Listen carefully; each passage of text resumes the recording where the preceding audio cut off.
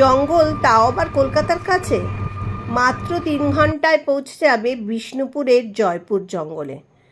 2 দিনের ছুটি যদি পাও উইকেন্ডে, তাহলে বিষ্ণুপুর ঘুরে এসো। হাওড়া বা সাঁতরাগাছি থেকে ট্রেন পাবে বিষ্ণুপুরে, 3 ঘন্টা সময় লাগবে।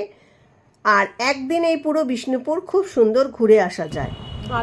এর মধ্যেই রয়েছে বনের মধ্যে গভীর জঙ্গল, মানে এত সুন্দর জঙ্গল।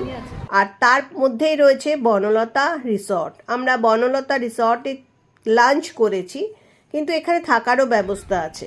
তোমরা গুগলে নাম্বার পেয়ে যাবে, তোমরা এখানে থাকতে পারো। খুব সুন্দর সাজানো, আর এখানে নানা রকম পশু পাখিও আছে, সেগুলো দেখতে পারবে। বাগান আছে, আর মাটির ঘর আছে। দেখো অস্ট্রিচ আছে এখানে।